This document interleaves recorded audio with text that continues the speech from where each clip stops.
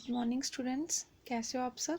जैसे कि कल हम लोगों ने मिखेल गोर्बेचेव एंड द डिसइंटीग्रेशन की बात करी थी। मिखेल गोर्बेचेव कौन थे? Last secretary general of the communist party of Soviet union के वो सेक्रेटरी जनरल थे। 1985 में उन्होंने क्या किया था, गवर्नेंस को संभाला था और उन्होंने बहुत ज़्यादा इकोनॉमिक और पॉलिटिकल रिफॉर्म्स किए थे सोवियत सिस्टम में, लेकिन सोवियत सिस्टम को बचा नहीं पाए और वो डिसइंटीग्रेट हो गया। ठीक है, ये कल हम लोग पढ़ चुके हैं इसके बारे में। तो रीजंस क्या हैं कि ये सोवियत यूनियन जो है वो डिसइंटीग्रेट क्यों हुआ, आज हम लोग उसी के बारे में पढ़ने वाले हैं कि second most powerful country of the world जो थी वो अचानक इस तरह से डिसइंटीग्रेट कैसे होगी, उसके बारे में हम लोग बात करने वाले हैं।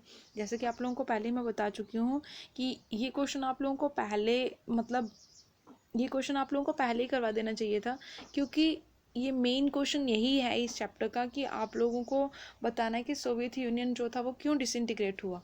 ठीक है, सो उससे पहले आप लोगों को मैंने ये बताया कि सोवियत यूनियन होता क्या है, कैसे कम्युनिज्म का एंड हुआ। लेकिन हम लोग ये नहीं बोल सकते कि कोई फर्स्ट फॉर्म ऑफ गवर्नमेंट नहीं थी, ऐसा पॉलिटिकल सिस्टम नहीं था जो लॉस्ट हुआ था, मतलब जिसका एंड हुआ था। ऐसा हर एक सिस्टम जो गवर्नमेंट को चलाता है वो कभी ना कभी कोलैप्स होता ही है। जैसे अगर हम लोग किसकी बात करें, ब्रिटिश एम्पायर की बात करें, तो ब्रिटिश एम्पायर जो था उसने तो यहाँ पर 100 ईयर्स तक क्या किया था, रूल किया था। बट आफ्टर सम टाइम उसने क्या किया, उसको भी यहाँ से इरेडिकेट कर दिया गया था, क्योंकि प्रोटेस्ट बहुत ज़्यादा हो रहे थे, बहुत ज़्यादा लोगों की डिमांड्स जो थी वो फुलफिल नहीं हो रही थी। सो दैट्स वाई हम लोग ये बोल सकते हैं कि कोई भी पॉलिटिकल सिस्टम जो है वो लॉन्ग लास्टिंग नहीं हो सकता है। ठीक है, तो सबसे बड़ी बात यहाँ पे, हर एक केस के पीछे कुछ ना कुछ लेसन्स छिपे होते हैं और कुछ ना कुछ उसके मतलब हम लोग ये बोल सकते हैं कुछ रीजंस होते हैं, कुछ ऐसे काज होते हैं कि जिसकी वजह से हम लोग ये पता कर सकते हैं कि आखिर ये प्रॉब्लम आई तो आई क्यों, मतलब क्या रीज़न था इस प्रॉब्लम का आने का। ठीक है, तो सबसे पहले यहाँ पे क्या बताया गया, इस चीज़ में कोई डाउट नहीं था कि मतलब किस चीज़ का डाउट नहीं था कि वहाँ पर इंटरनल वीकनेस नहीं थी। आप लोगों को अगर याद होगा, जब मैंने आप लोगों को गोर्बेचेव एंड द डिसइंटीग्रेशन पढ़ाया था तो उसमें मैंने आप लोगों को बताया था, उन्होंने कहा था कि कम्युनिस्ट पार्टी ऑफ इंडिया जो है वो क्या करे, वो टेक्नोलॉजी को और जो वेस्टर्नाइज्ड कंट्रीज़ हैं, मतलब यूएसए के साथ वाली जो अलाइज कंट्रीज़ हैं उनके साथ compete ना करके हम लोग को मिनिमम स्टैंडर्ड ऑफ लिविंग जो है वो लोगों को प्रोवाइड करना है। तो उनको मतलब सब्सिडीज़ भी प्रोवाइड करी जाने लगी, जिसकी वजह से यूएसएसआर की जो इकोनॉमी थी वो वीक होगी। दैट मीन्स इंटरनल सिस्टम जो था वो वीकन होना शुरू हो गया। लोग अब जो थे वो अवेयर होना शुरू हो गए कि वेस्ट सिस्टम जो है, जो वेस्टर्न नेशंस हैं वो ज़्यादा एडवांस्ड क्यों हैं, वहाँ पे लोगों को ज़्यादा राइट्स प्रोवाइड हुए हैं, लेकिन यहाँ पर कम्युनिज्म होने के बेसिस पर भी हमें यहाँ पे प्रॉपर राइट्स नहीं मिल रहे हैं, और ना ही हम लोगों को वो सारी सुविधाएं मिल रही हैं जो वेस्टर्न नेशंस को मिल रही हैं। ठीक है, तो जो इकोनॉमिक और पॉलिटिकल सिस्टम से इंस्टीट्यूशंस थे वो भी कहीं ना कहीं फेल हो रहे थे, और साथ ही साथ लोगों की एस्पिरेशंस को फुलफिल नहीं किया जा रहा था। ठीक है, और जिसकी वजह से मेन रीज़न यही है कि सोशल पॉलिटिकल और इकोनॉमिक रिक्वायरमेंट्स जो थी लोगों की वो फुलफिल नहीं हो रही थी, जिसकी वजह से यूएसएसआर का जो सिस्टम था वो कोलैप्स हो गया। दैट मीन्स अब लोगों ने प्रोटेस्ट करना शुरू कर दिया कि हम लोग को इस क्रूल गवर्नमेंट के साथ नहीं रहना है, हम लोग अपना एक रिपब्लिक फॉर्म करेंगे, अपना एक कॉन्स्टिट्यूशन फॉर्म करेंगे, और उसके बाद हम लोग अपनी खुद की गवर्नमेंट को फॉर्म करेंगे। उसके बाद बताया कि यहाँ पे इकोनॉमिक स्टेग्नेशन जो थी वो बहुत सालों तक चलती रही, जिसकी वजह से कंज्यूमर गुड्स की भी शॉर्टेज आना शुरू हो गई।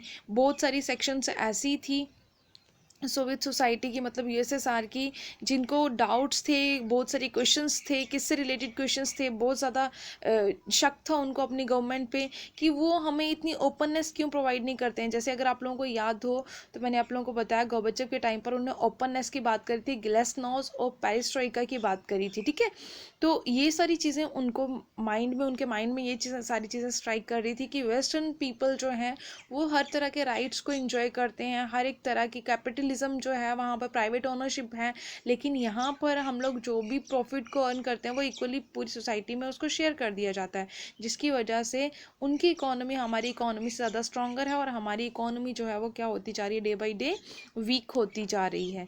ठीक है, उसके बाद यहाँ पर एक चीज़ तो क्लियर थी कि वहाँ पर इंटरनल वीकनेसेस थी, लोगों की रिक्वायरमेंट्स फुलफिल नहीं हो रही थी, सो दैट्स लोगों ने प्रोटेस्ट करना शुरू कर दिया और सोवियत यूनियन जो थी वो टूट गई। सोवियत इकोनॉमी को ज़्यादा यूज़ किया जाने लगा, किसके लिए? न्यूक्लियर रिसोर्सेज को मेंटेन करने के लिए, मतलब न्यूक्लियर वेपन्स को मेंटेन करने के लिए, अपनी कैपेसिटी को बढ़ाने के लिए खुद के नेशन की डेवलपमेंट करी जा रही थी, सिर्फ और सिर्फ एक रेस compete करने के लिए, ना कि लोगों की रिक्वायरमेंट्स फुलफिल करने के लिए वो इकोनॉमी को यूज़ नहीं कर रहे थे। सोवियत इकोनॉमी जो थी सिर्फ और सिर्फ न्यूक्लियर वेपन्स को मेंटेन करने के लिए यूज़ करी जा रही थी, ना कि पीपल्स वेलफेयर। क्लियर है? देन उसके बाद यहाँ पर बताया गया कि ये जो मिलिट्री अर्सनल्स थे, मिलिट्री अर्सनल्स का मतलब क्या हुआ? जो मिलिट्री के द्वारा वेपन्स यूज़ किए जाते हैं, उन्हीं वेपन्स को बनाने के लिए क्या किया जाने लगा? उन्हीं में ज़्यादा इकोनॉमी का यूज़ किया जाने लगा, उन्हीं की डेवलपमेंट की बात होती थी हर जगह। ठीक है? और साथ ही साथ सैटेलाइट स्टेट्स जो थी ईस्टर्न यूरोप की, और साथ में जो सोवियत सिस्टम था जिसमें 5 सेंट्रल एशियन रिपब्लिक्स भी पार्टिकुलरली थी, तो ये सारे नेशंस जो थे वो कहीं ना कहीं कंपटीशन में बहुत ज़्यादा पार्टिसिपेट कर रहे थे। अपनी इकोनॉमी का जो 70% जो शेयर था वो कहीं ना कहीं वो इकोनॉमी वो मिलिट्री एक्सपेंसेस पे या फिर न्यूक्लियर वेपन्स पे ही मतलब स्पेंड कर रहे थे। तो जिससे लोगों के वेलफेयर के लिए कोई भी उन्होंने अच्छा काम नहीं किया, जिसकी वजह से लोगों ने प्रोटेस्ट करना शुरू कर दिया। उसी टाइम देखा गया जो ऑर्डिनरी सिटीजन थे अब वो बहुत ज़्यादा नॉलेजेबल हो चुके थे। किसके बारे में नॉलेजेबल हो चुके थे? इकोनॉमिक एडवांसमेंट जो कि वेस्टर्न द्वारा करी जा रही थी, मतलब यूएसए के द्वारा करी जा रही थी, और यूएसएसआर जो थी वो बहुत पीछे रह चुकी थी। अब यहाँ पे देखा गया कि बहुत ज़्यादा डिस्पैरिटीज़ थी, मतलब बहुत ज़्यादा डिफरेंसेस जो थे वो क्रिएट हो चुके थे। किसके बीच में? सोवियत यूनियन मतलब यूएसएसआर के सिस्टम में और यूएसए के सिस्टम में। ठीक है? फिर उसके बाद यहाँ पर बताया गया कि ये जो सिस्टम्स थे, लोग जो थे वो ज़्यादा इंपॉर्टेंस किसको देना उन्होंने शुरू कर दिया? वेस्टर्न सिस्टम को।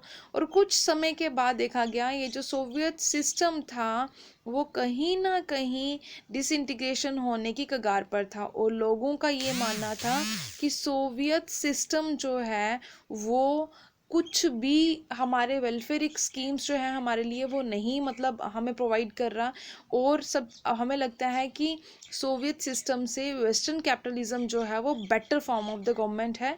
रियलिटी में देखा जाए तो कहा जाता था कि सोवियत सिस्टम जो है वो क्या कर रहा है, यूएसएसआर जो है वो लोगों को बैकवर्डनेस की तरफ धकेल रहा है। पॉलिटिकल और साइकोलॉजिकल जो शॉक्स हैं वही यहाँ पर प्रोवाइड होते हैं, ना कि यहाँ पर इकोनॉमिक वेलफेयर की बात बिल्कुल भी नहीं होती थी।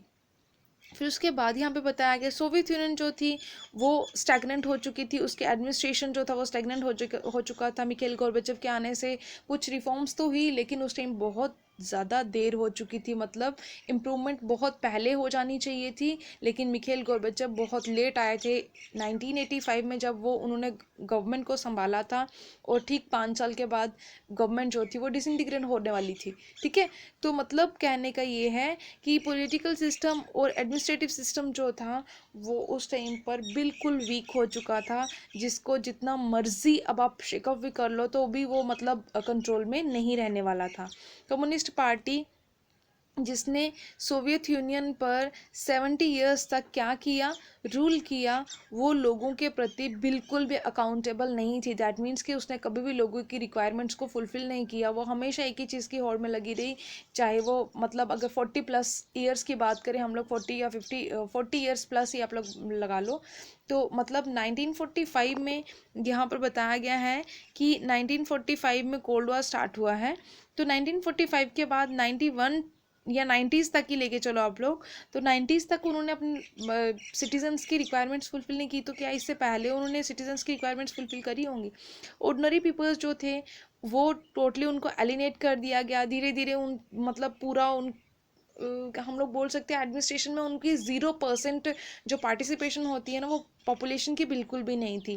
करप्शन बहुत ज़्यादा हो चुकी थी, और वहाँ पर बताया गया कि सबसे बड़ी बात ये थी कि ये जो सिस्टम था ना वो कहीं ना कहीं इनेबल हो चुका था, मतलब कि उसकी अब एबिलिटी ही नहीं थी, मतलब वो इतना योग्य ही नहीं रहा था कि अब वो लोगों की सपोर्ट गेन कर सके। और लोग उसकी गवर्नमेंट से बिल्कुल भी खुश नहीं थे, क्योंकि वो अपनी मर्ज़ी से काम करता, और उसकी मिस्टेक्स इतनी ज़्यादा हो चुकी थी कि अब वो उन मिस्टेक्स को करेक्ट भी नहीं कर सकते थे। वो ओपननेस की बात ही नहीं करते थे वहाँ पर, और सेंट्रलाइज्ड अथॉरिटीज़ थी, जिनके पास ज़्यादा लैंड थी वही गवर्नेंस को संभाल सकते हैं, इसी तरह की बात जो थी वो वहाँ पर बताई जाती थी। और ये जो पार्टी थी communist party of USSR, Soviet union, तो ये पार्टी जो थी उसी के ब्यूरोक्रेट्स जो थे उनको ज़्यादा राइट्स प्रोवाइड किए गए थे, और ऑर्डिनरी सिटीजन्स जो थे उनके पास कोई भी राइट नहीं था। लोग जो थे अब इस सिस्टम को इस तरह से पहचानते थे, इस तरह से आइडेंटिफाई करते थे कि ये जो सिस्टम है सिर्फ और सिर्फ किसका सिस्टम है, एक रूलर का सिस्टम है, ये कोई हमारी प्रॉपर गवर्नमेंट नहीं है जो मतलब मतलब हमारे लिए कुछ वेलफेयरिक स्कीम्स जो है वो लाए। ये सिस्टम एक ऐसा है जैसे रूलर के टाइम पर होता था और फोर्सफुली उनके ऊपर रूल्स एंड रेगुलेशन इम्पोज कर दिए जाते थे। इसीलिए उन्होंने प्रोटेस्ट करना शुरू कर दिया, और गोर्बाचेव के रिफॉर्म्स, गोर्बाचेव ने जो भी रिफॉर्म्स करे उनने प्रोमिस किया कि मैं क्या करूँगा, मैं आप लोगों की जितनी भी सोशल प्रॉब्लम्स हैं उन सोशल प्रॉब्लम्स को के साथ डील करूँगा, उन प्रॉब्लम्स को इरेडिकेट करने की कोशिश करूँगा, उन सिचुएशंस को ईजिली टैकल करने की कोशिश करूँगा। लेकिन ऐसा नहीं हो पाया, क्योंकि वेस्टर्न इकोनॉमी को पकड़ना इतना हम लोग बोल सकते हैं वेस्टर्न इकोनॉमी जो थी वो बहुत ज़्यादा एडवांस हो चुकी थी, और ईस्टर्न इकोनॉमी जो थी वो उस टाइम पर बहुत ज़्यादा स्टेगनेंट हो चुकी थी, बहुत ज़्यादा वीकन हो चुकी थी, जिसकी वजह से एडमिनिस्ट्रेटिव सिस्टम जो था वो लूज हो गया, एडमिनिस्ट्रेटिव सिस्टम जो था उनके हाथ से निकल गया, और सोवियत सिस्टम जो था वो क्या हो गया, कोलैप्स हो गया। और गोर्बाचेव ने जो चीज़ डायग्नोस करी थी, मतलब जो उन्होंने पहचान लिया था 1985 में ही, अगर वो 1945 के बाद 50s या 60s या इवन अगर वो 80s या 75 के गेट में ही अगर वो पहचान लेते हैं कि हम लोगों को इन प्रॉब्लम्स को एक्यूरेट करना है, सो हम लोग ये बोल सकते हैं नो डाउट कि ये जो प्रॉब्लम्स थी उनको मतलब इजीली टैकल किया जा सकता था। अगर गोर्बाचेव 10 से 15 साल पहले आ जाते तो हम लोग उसकी जगह पर ये आंसर दे सकते थे कि ये जो मतलब सोवियत यूनियन था वो पहले बहुत ज़्यादा हाई रेट में चल रहा था, आफ्टर दैट थोड़ा स्लो डाउन हो गया था और दोबारा उसको रीगेन कर लिया गया, लेकिन ऐसा नहीं हो पाया। वो एक बार मतलब एल शेप में चला गया। जैसे मान लीजिए कुछ इकोनॉमीज होती हैं वो इस तरह से टर्न ओवर लेती हैं, मतलब इधर से स्लो आती हैं, सॉरी यहाँ से बहुत फास्ट आती है, देन इधर से स्लो, देन दोबारा अगेन वो रीगेन कर लेती हैं, ठीक है। और कुछ इकोनॉमीज होती हैं जिनकी पावर जो है वो लॉस्ट, मतलब एक ही बार वो क्या करते हैं डाउनवर्ड चले जाते हैं और वो ग्राउंड फ्लोर पर ही रह जाते हैं, दोबारा कभी भी रिवाइव करके वो अपवर्ड्स नहीं आ सकते। तो सेम सेम केस यहाँ पे था। जो यूएसएसआर की इकोनॉमी थी वो एल शेप में चली गई थी, जो दोबारा रिवाइव नहीं हो पाई, ठीक है। गोर्बाचेव ने जो रिफॉर्म्स किए उनमें बहुत ज़्यादा टाइम हो चुका था। अब फोर्सेस भी उनके खिलाफ थी, क्योंकि मैंने आप लोगों को बताया था कम्युनिस्ट पार्टी के जो मेन जो एक्टिव मेंबर्स थे, लीडर्स थे, जो कटर हम लोग बोल सकते हैं जो लीडर थे, जो बहुत ज़्यादा बिलीव करते, जो स्टार्टिंग ऑनवर्ड उस पॉलिटिकल पार्टी में थे, तो वो भी कहीं ना कहीं गोर्बाचेव के खिलाफ थे कि गोर्बाचेव ये क्या कर रहे हैं, कहीं ऐसा ना हो कि हमारी खुद की पॉलिटिकल पार्टी जो है वो कोलैप्स हो जाए, ठीक है। तो फिर उसके बाद यहाँ पर बताया गया, अब गोर्बाचेव के पास कोई ऐसा मतलब ऐसी कोई भी कोई छड़ी तो थी नहीं कि घुमाई तो सब अपने हाथ में हो जाएगा। अब उनके लिए ये बहुत इम्पॉसिबल था कि लोगों के इमोशंस को कंट्रोल कर सकें। अब बहुत सारी सेक्शंस ऐसी थी जिनको ये लग रहा था कि गोर्बाचेव जो हैं वो बहुत जल्दी क्या करने वाले हैं, हमारी इकोनॉमी को फॉस्टर एक मूव देने वाले हैं, लेकिन वो उस टाइम पर बहुत ज़्यादा डिसअपॉइंटेड हो चुके थे, मतलब उनके सब्र का बांध टूट चुका था। अब वो गोर्बाचेव पर विश्वास नहीं कर सकते थे, उनके पेशेंस जो थे वो बिल्कुल ख़त्म हो चुके थे। अब वो चाहते थे कि हम लोग को कोई भी बेनिफिट नहीं लेना है, ना उन्हें किसी भी बेनिफिट का कोई होप था, ठीक है। उनको ये था कि ये जितने बेनिफिट्स हैं ये बहुत स्लोली वर्क करेंगे और हम लोगों को अभी यूएसएसआर के साथ रहना ही नहीं है, मतलब इस सोवियत यूनियन के साथ वर्कआउट करना ही नहीं है। सो हम लोग को क्या करना है, इस कम्युनिस्ट पार्टी के साथ बिल्कुल भी कोई काम नहीं करना है, ये सिस्टम को आगे रहना करना ही नहीं है। सो इसीलिए उन्होंने अपोज करना शुरू कर दिया, और इतना ज़्यादा अपोज किया कि जो भी लोगों के पास प्रिविलेजेस थी, मतलब कौन से लोगों के पास प्रिविलेजेस थी वहाँ पर? उन्हीं लोगों के पास जो कम्युनिस्ट पार्टी के लीडर्स होते थे, जिनको रूलर्स कहा जाता था वहाँ के। तो उनको कहा कि हम लोग इन लोगों को इरोड कर देंगे, यहाँ से हटा देंगे जितने जल्दी हो सकता है। तो उसके बाद हम लोग, मतलब उनको नाम भी दिया गया था ठग ऑफ वार। ठग ऑफ वार का मतलब क्या होता है? लुटेरे, कि ये कहीं ना कहीं हमें मतलब लूट रहे हैं, हमारी इकोनॉमी को लूट रहे हैं, और आने वाले टाइम में हमारी जो नेक्स्ट जनरेशन्स होंगी वो क्या इंजॉय करेंगी। और गोर्बाचेव की सपोर्ट जो थी वो भी लॉस्ट हो गई, और पब्लिक ओपिनियन जो था वो डिवाइड हो गया, जिसकी वजह से हम लोग ये बोल सकते हैं कि जितना वो डिफेंड करने की कोशिश कर रहे थे खुद की पॉलिसीज़ से, जितना वो चाहते थे कि मैं यूएसएसआर को बचा लूँ, लेकिन वो ऐसा नहीं कर पाए, क्योंकि उस टाइम पर बहुत ज़्यादा देर हो चुकी थी। यूएसएसआर का जो पॉलिटिकल और सोशल सिस्टम था वो बहुत ज़्यादा डिस्ट्रप्टिव हो चुका था, जिसकी वजह से ये जो सिस्टम था वो बहुत ज़्यादा, मतलब हम लोग बोल सकते हैं कि लोग बहुत ज़्यादा डिसअपॉइंटेड हो चुके थे, जिसकी वजह से उन्हें बाद में सपोर्ट करने से इनकार कर दिया। क्लियर है? और ये जो सोवियत यूनियन था वो क्या हो गया? कोलैप्स हो गया। लेकिन कुछ डेवलपमेंट्स भी यहाँ पर हुई थी जिसने लोगों को सरप्राइज़ कर दिया, और इनसाइडर्स जो थे उन्होंने भी मतलब इस चीज़ को बहुत अच्छी तरह से एक्सपीरियंस किया कि इसमें गोर्बाचेव का कोई भी, हम लोग ये बोल सकते हैं कि उनका कोई भी अपना एक पर्सनल प्रॉफिट नहीं था। जो उन्होंने लोगों के वेलफेयर के लिए जो भी पॉलिसीज़ फ्रेम करी, वो सिर्फ़ और सिर्फ यहाँ पर देखा गया कि लोग जो थे, अब वो उनमें नेशनलिज्म की फीलिंग जो थी वो स्प्रेड हो चुकी थी। लोग अपने नेशन के प्रति प्यार का जो भाव था वो उत्पन्न हो चुका था उनमें। लोगों का अब एक ही मतलब होप था, एक ही उनकी डिज़ायर थी, एक ही उनकी इच्छा थी कि सॉवरेनिटी मिलनी चाहिए, यहाँ पर अलग अलग रिपब्लिक्स बनने चाहिए। रशिया के लोग जो थे उन्होंने भी यही करना शुरू कर दिया। बाल्टिक रिपब्लिक्स थे, उन्होंने भी यही डिमांड करना शुरू कर दी कि हम लोग को खुद की सॉवरेनिटी चाहिए, खुद की एक सुप्रीम पावर होनी चाहिए। ठीक है? और यहाँ पर बताया गया एस्टोनिया, लटेविया एंड लुथेनिया जो थे, ये नेशंस, इन्होंने क्या बोला कि हम लोग को क्या करना है, हम लोग मतलब अभी खुद की गवर्नेंस संभालेंगे। ठीक है? और यूक्रेन, जॉर्जिया एंड अदर जो थे उन्होंने ये प्रूव कर दिया कि हम लोग इमीडिएट मतलब डिसइंटीग्रेशन जो है वो ज़रूरी है, क्योंकि हमारी यहाँ पर नीड्स जो हैं वो फुलफ़िल नहीं हो रही हैं। यही एक इमीडिएट काज था जिसकी वजह से डिसइंटीग्रेशन हुई थी यूएसएसआर की। ठीक है?